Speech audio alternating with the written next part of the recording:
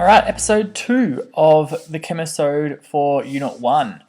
Now, up here, you notice I have got the information for the Edmodo group for the 2013 Unit 1 Chemistry class. This is the code you need to use if you want to go onto the Edmodo group for this class.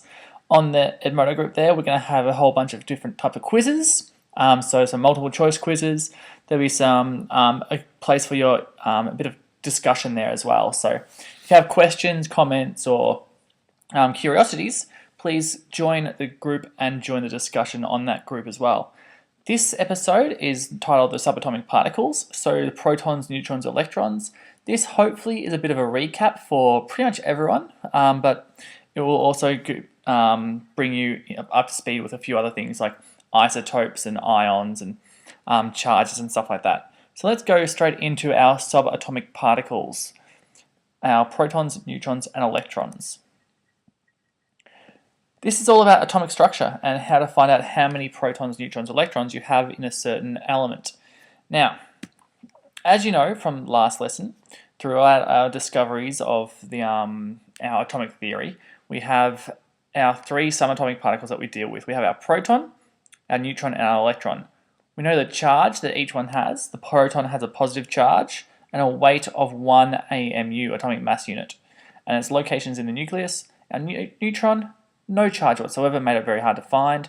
And it has a weight approximately the same as a proton. So like it might be 1.00 something or other. I can't remember exactly, but it's about 1 for all what we deal with.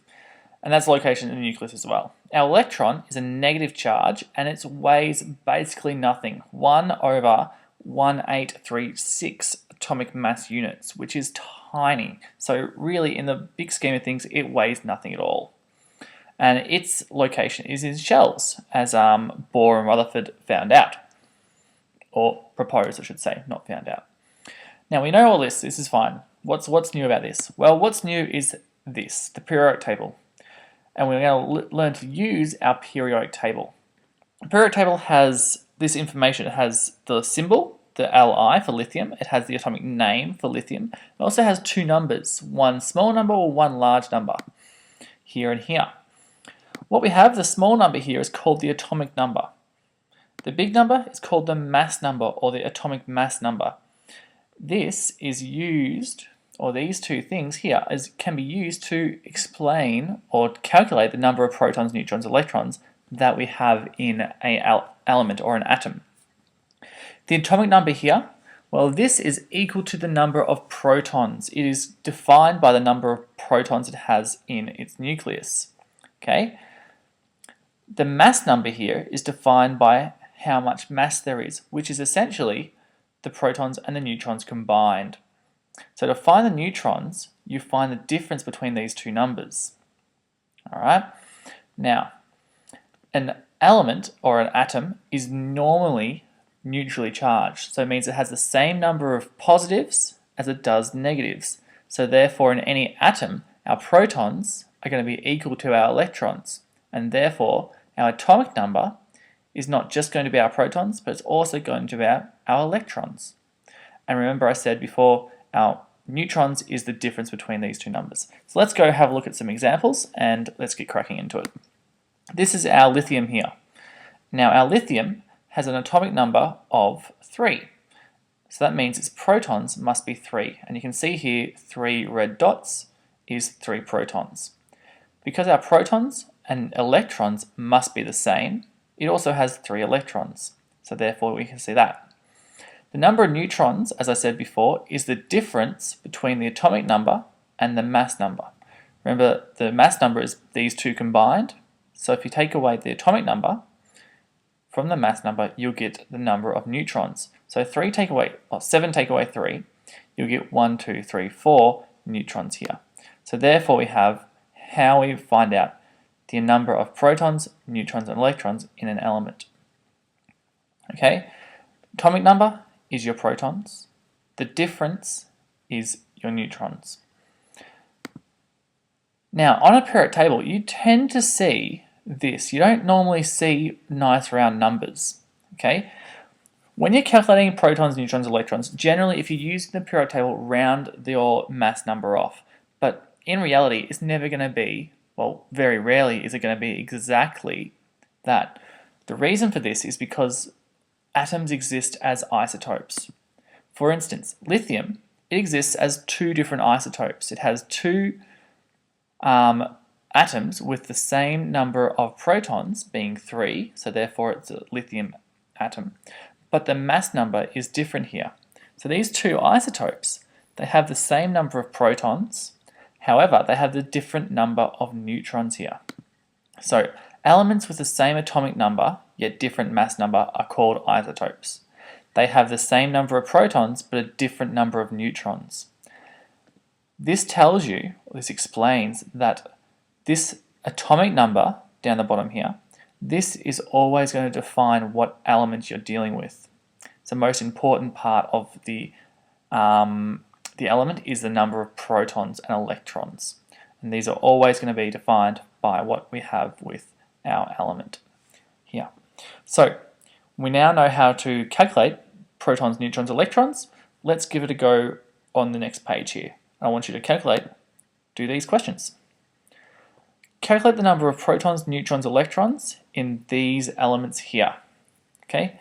The next question is, are these two atoms, X and Y, isotopes? And give a reason for your, are these isotopes or not? Now you should pause this podcast now and then have a go at these questions. So quickly pause it, write your answers down, and then keep on playing it and we'll go through the answers for these questions.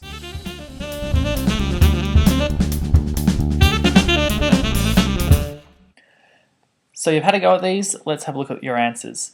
For magnesium, you have your atomic number down the bottom and your mass number at the top here. Let's have a look at it. Actually, we've got all of them here. The atomic number being 12 means our protons and our electrons are 12. The difference between these two numbers gives us our neutrons, which is also 12. So we have 12 protons, neutrons, and electrons for magnesium. Chlorine here, our atomic number is 17, the smaller of the two.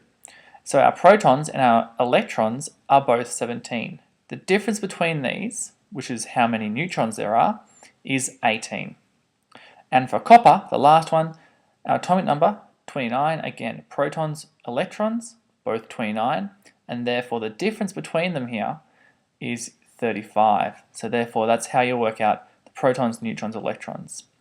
Now our second question here was, are these two elements, also are these two atoms, X and Y isotopes, and give your reason.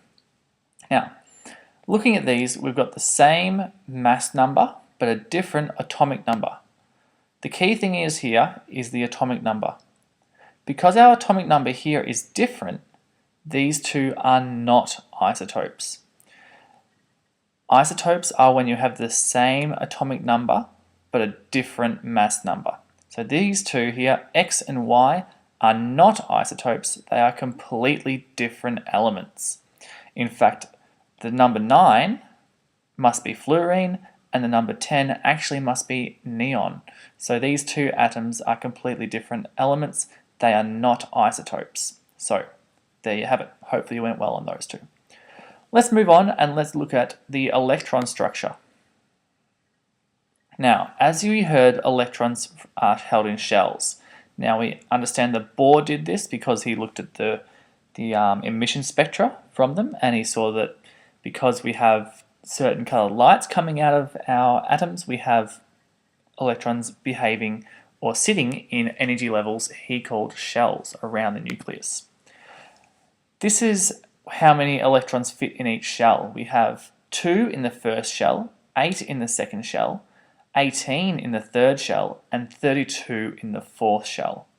Now within these shells, there are things called subshells, which are your SPDF. These are called subshells. The first one here, because it only has 2 electrons in it, will only have an S subshell. Our second one here, that has 8, it has an S and a P subshell within our normal shell here. Our third shell contains the S, P, and D subshell. And our fourth, well, it can contain all these here together. So let's go and have a look at how these electrons arrange themselves. Within these subshells, there are things called orbitals. Orbitals contain only 2 electrons in each. So therefore in our S subshell, there are 1 orbital. In our P subshell, shown like these barbell things here, there are 3 orbitals in our P subshell. In our D subshell, there are 5 orbitals. In our F subshell, there are 7 orbitals.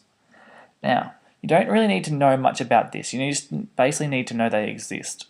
So this is the way that, the main thing you need to know, actually, you need to know that these things exist, the orbitals, but what you really need to know is how electrons fill up in their subshells. And they fill up this way. If you write out all this, so our first shell, our second shell, our third shell, our fourth shell, our fifth shell, what happens is you can do a diagonally down arrow to show how electrons fill up. So if we have electrons, we first put them into the 1s subshell. Once the 1s subshell has got its 2 electrons, we put our electrons in our 2s subshell. From there, we go to the 2p subshell, then the 3s subshell. Once the 3s subshell is filled up, we go to the 3p6 subshell. This little number up the top here tells you how many electrons can fit into that subshell. The difficult part is it doesn't go 3s2, 3p6, 3d10 subshell. What happens is before we get to the 3d10 subshell, the 4s2 must fill up. So as soon as we fill up our 3p, we go to 4s. And after 4s, we go to 3d. Then 4p, then 5s, and then back to 4p, 5p, and so on and so forth. This is the way that electrons fill up. It's all great me explaining it. I'm going to show you a few examples of how this works. But from this slide, what I want you to take away is that electrons are held in shells. We have our general shells. So we have our atom. Electrons are held in shells, which are these guys here. How many electrons fit in them? Inside these shells there are subshells, known as SPDFs. And within these subshells there are things called orbitals. And you have this exclusion principle. I'm not too sure exactly what this means, but what it states is that only 2 electrons can fit into an orbital. The Pauli exclusion principle states that only a maximum of 2 electrons are allowed to fit into an orbital. And that's what each one of these guys is. Each one of these is an orbital. These shapes have been made by looking at Schrodinger's mathematical probabilities.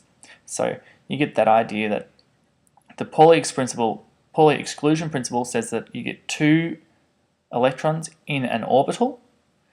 These orbitals make up the subshells make up the shells, and the shells are found inside the atom, around the nucleus. Well, that's a whole bunch of stuff to remember. Let's move on and let's actually use this information for a purpose. What we're going to do is try and write out how these electrons are arranged around a magnesium and a nickel atom. We're going to use this information here. This is a very, very easy thing to remember. If you forget it, just write out 1s2, 2s2, 2p6, all this, and then put arrows into it. It's a very, very easy thing to remember. Well, we're going to use this to show how our electrons get arranged. First of all, magnesium. How many electrons does magnesium have? Magnesium has an atomic number of 12, so that means it has 12 electrons. Now, how are these electrons going to arrange themselves? Let's look at how it's going to fill up first. The first thing we're going to do is put in 2 electrons into our 1s, because that's the first thing that has filled up.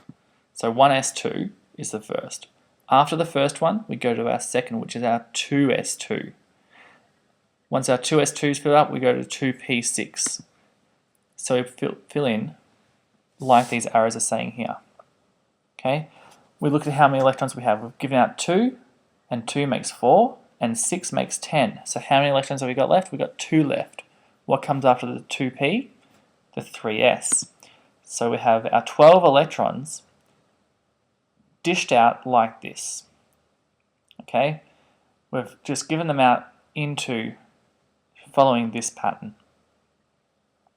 Our nickel. How many electrons are in our nickel? A mass number of 58, atomic number of 28. Atomic number means protons and electrons, remember? So therefore we have 28 electrons in our nickel. How are we going to dish these out? Now let's have a look at this one. It gets a bit harder because it's quite a lot of more electrons. We start off with the 1s2. And then we go to the 2s2. And then the 2p6.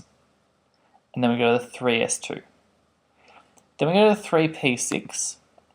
But here's where it gets tricky. It doesn't go to the next 3. It goes to the 4s2. And then it goes to the 3d. Okay? Remember, the 4s2 comes before the 3d, sorry. It's a very, very important thing here. It's what's going to mean a lot of people stuff up when it comes to the larger elements, because you got to remember this method of filling. The reason we have this filling up before the 3d6 is because these two shells, or subshells, are very, very close in energy. Okay? And in fact, the 4s is just a little bit smaller in energy than the 3d6. So therefore, that's why this actually fills up first before our 3d. But this is how we write electron structure. We follow this pattern, and we write out from the first to the second, and just following it through with these arrows, how we're going to fill up. And each time, remember these numbers here.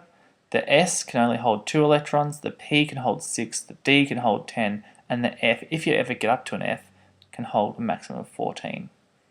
So that's electron structure. Now, and then you can see here your overall shell, your big shells. Subshell, then shells. The reason I've done the subshells first is because sometimes it's a bit easier, because you kind of forget you have to have this 2 here. It's kind of a stupid rule if you don't remember how this works. Anyway, moving on. So now we're going to look at how the electron structure is affected by adding energy to it, and how the electron structure kind of underpins what the idea of flame tests and excited electrons is. We understand that when we heat elements, sometimes we get colors coming off them. For instance, we have our different salts and we put them into the Bunsen burner, we get these really nice colors coming off, because we know electrons get promoted to the next level, and then as they fall down we get light coming off. This is kind of showing how that happens, the idea of a ground state element and an excited element. And then we have a ground state electron configuration and an excited electron configuration. Here we have the example of lithium, which has 3 electrons. It has electron configuration of 1s2, 2s1. So therefore this is how it will normally fill up. So we have the 1s2, then the 2s1, because we only have 1 electron to give out after we fill up this one. The excited state is after energy has been put into this lithium atom. This last electron gains the energy and it gets promoted to the next level. So it jumps from an S subshell to a P subshell. So it starts to fill up, doesn't start to fill up, it just goes into the next subshell.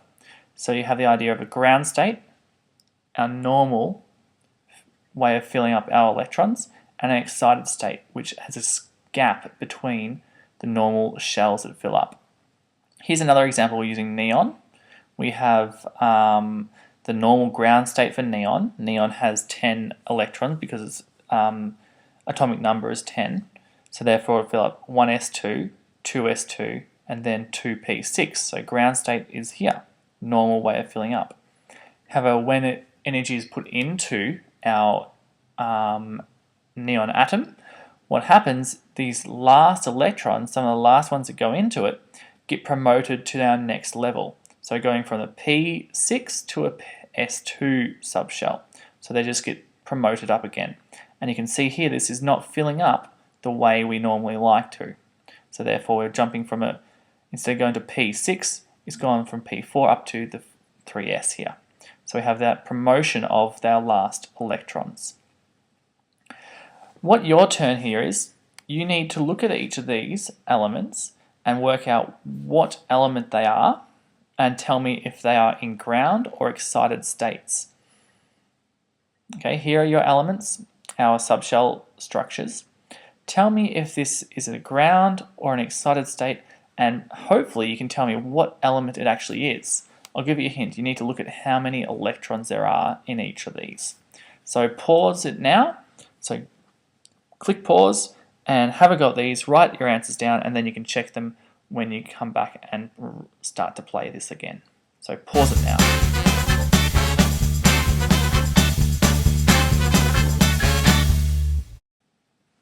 And you're back, and we're going to go through what each of these are. So let's look at our first one, 1s2, 2s2, 2p2, sorry. How many electrons are in this element? We have 2, 4, 6 electrons in total, so therefore it must have an atomic number of 6, so therefore it must be the carbon atom. So this must be carbon, and is it in the ground or is it in an excited state? Let's have a look. We first of all fill up the 1s2. That's fair enough. The 2s2, yes. And then we go to the 2p, and it's filled up as much as it can go with our 6 electrons. So this is a ground state carbon atom, because 6 electrons and filled up the way it would like to be here. What is this? 2, 4, 9. So this must be a fluorine atom, because the atomic number of fluorine is 9, and it has 9 electrons.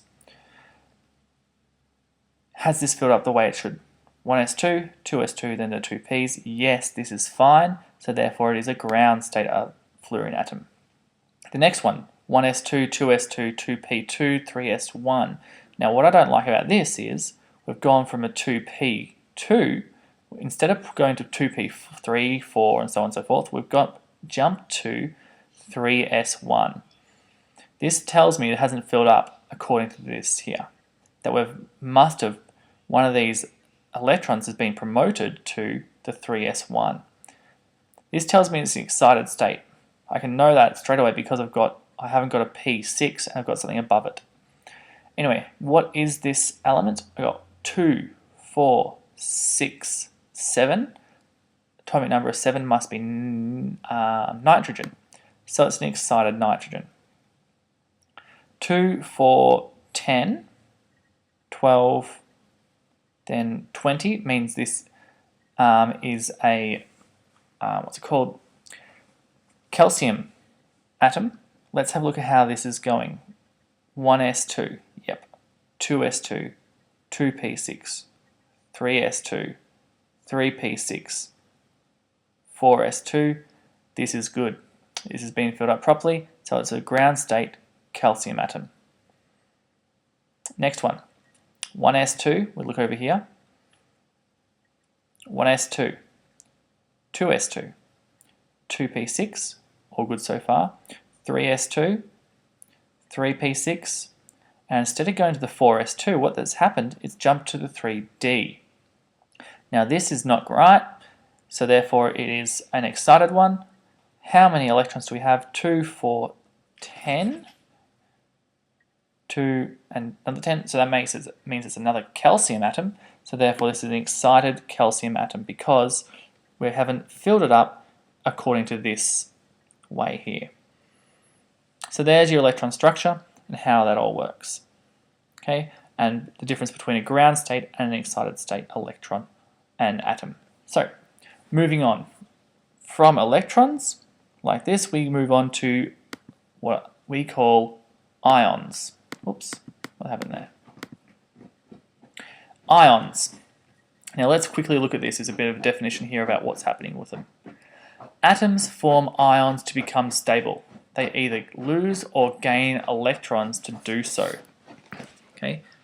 Metals, these guys lose electrons from their last shell and become positive. Non-metals, these will gain electrons in their last shell and become negative. This is all done to achieve a full outer shell of 8 electrons, and this is known as the octet rule. Okay, So we have an octet rule where we want to have 8 electrons in our outside shell. That's the best thing we can ever have. So let's look at our 3 examples here, and then we'll go on to some examples that you can do yourself. First of all, we've got aluminium. Now ions is all to do with electrons again. So what electrons our aluminium has? Aluminium has 13 electrons. So its overall shell is 2 in the first shell, 8 in the second shell, and 3 in our last shell here. Okay, let's look at what happens. There's only 3 electrons here.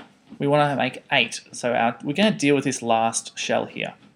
Aluminium, as you know, is a metal, so it's going to lose electrons from the last shell. How many is it going to lose to make 8? It's going to lose all of these 3 electrons, and then it'll have 8 in the last shell here. So it's all good. It's just going to lose our last shell electrons. What's that going to make it? It means it's going to become positive. Because it's lost 3 electrons, it's going to become 3 positive. So therefore we have its ionic subshell configuration as being this after it's lost its 3 electrons in its third shell. Okay, so therefore you have a full outside shell of 8 electrons. These 2s2, 2p6s makes 8 electrons and it's full, it's happy. Next is chlorine, 17 electrons because it's atomic number. So therefore we have our shells of this. We're going to deal with our last shell, it's got 7. Chlorine is on the right hand side of our periodic table, so it's a non-metal. So this means it's going to gain electrons and it's going to become negative. So it will gain 1 electron. Why does it gain 1? Because it wants to get 8 electrons in here, its outside shell. So therefore it's going to form Cl negative. So this is an ion, Cl negative, the chloride ion, and its subshell configuration will now be this. Notice, because it's an ion, it has its full outside shell of electrons. It has a 3s2, 3p6, 8 electrons in this last shell. Now we have nitrogen, 7 electrons in total, so therefore it has its shells as this. Again, we're dealing with the last shell. To make 8 electrons in this last shell, it's probably going to be easiest to gain 3 electrons. So therefore, what will happen to this to form an ion? It will become nitrogen 3 negative because it's gained those 3 electrons. So therefore, its full subshell will be this. And notice again, this is a full lot of shells here, subshells. Ions is all to do with becoming stable and having a full outer shell of 8 electrons. So it either loses them, in the case of metals where we have less than 4 electrons, or it gains them in the case of non-metals here and here where we have more than 4 electrons. Okay, to become stable and become charged and ions. Let's have a look at a couple of questions for you. Here it is. When these atoms form ions, form ions, what will their charge be? So I want you to look at these atoms here and tell me what the charge will be on these atoms. Next thing is write the subshell configurations for the following atoms or ions. So I want you to know what the subshell configuration for these ions will be after they've formed ions. So not for when they're atoms, but for when they're ions. The next question here is, which of the following subshell configurations would not be an ion and why? So how do you know if this could be an ion? And the next last one, which model of the atom first proposed shell configurations of electrons? What observation led to this theory? Bit of a revision one here for you. So I want you to pause this podcast now so you can work on these questions and then restart it when you're happy with your answers and you can check what my answers are and compare them to yours. So pause it now.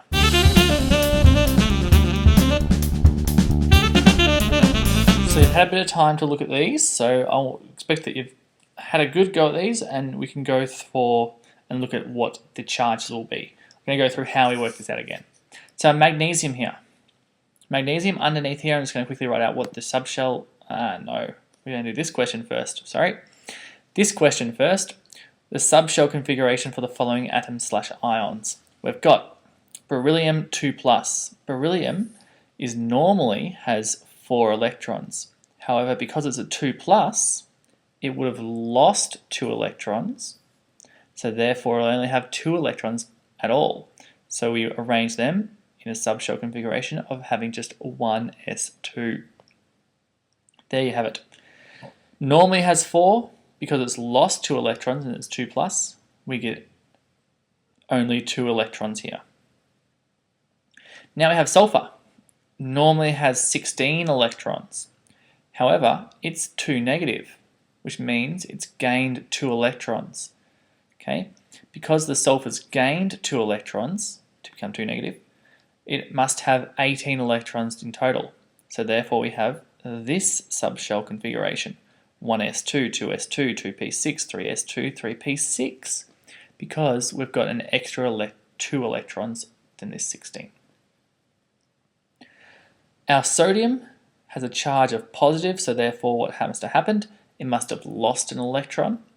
So therefore, it would only have 10 electrons in this ion, and therefore be 1s2, 2s2, 2p6. And there you have our sodium ion.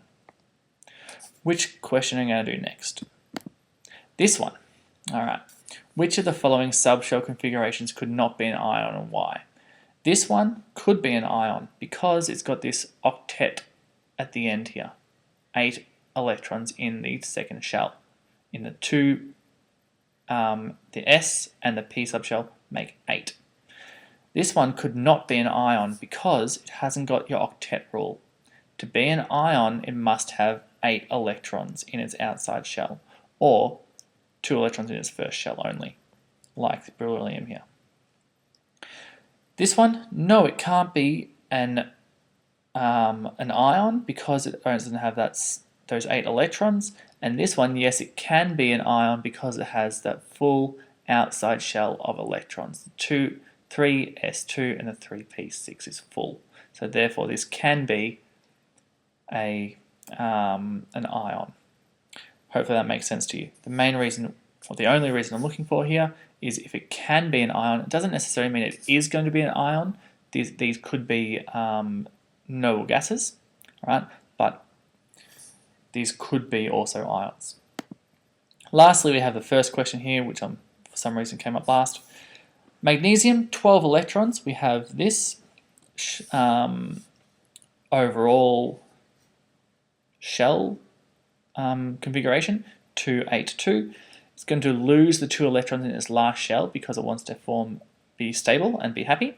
So therefore it's going to be +2. Chlorine, I think this is an example from the last time actually. It's got 7 in its outside shell, wants to get 8, so it's going to gain 1 electron, so therefore become -1. Remember, the charge is due to those electrons. If it gains electrons, it gains negative charge. If it loses electrons, it loses negative charge and becomes positive. Our calcium here, 2882, it's going to lose these 2 electrons, so therefore it's going to form a +2 again. So therefore we have that idea. Lastly, which model of the atom was first proposed, the shell configuration of electrons, and which observation led to this theory? The first person to do it was Bohr, and his shell theory was because he observed the emission spectrum of hydrogen and all the metals. So the model of the atom was Bohr's model, and it was the flame tests and the hydrogen emission spectrum that led to his proposal of shells. Now, we're finished. We're done. Summary time. Summary. At the end of this, so after all of the stuff that we've done today, you need to be able to calculate protons, electrons, and neutrons. Important, fundamental thing. You've probably done it from year 8. But protons, electrons, and neutrons, you can calculate. You need to be able to draw the shell structure and subshell structure. So write out what the subshell structure looks like. Remember using those diagonal arrows. You need to be able to do those. You need to define and understand the meaning of the word isotope, ion, excited, and ground states. These are fundamental things you need to understand and be able to use in everyday language. Isotope means the same number of protons, different number of neutrons. That means same atomic number, different mass number. Ions has lost electrons. Excited, electrons have been promoted to a new level. You'll also need to use the electron structure to identify ions and excited atoms. Okay, so these are all the things that you should be able to do. Now, what you can do now is be happy that you finished this. Watch this again from start to finish, and you'll get more of an idea about where I'm coming from with all of it. If you watch it again, it will just kind of cement it in your brain. So you can watch it again now, or you can watch it again tomorrow or the next day. But as I said, watch each video 3 times. Thank you very much, and I look forward to hearing any comments or questions you have about this stuff. See ya.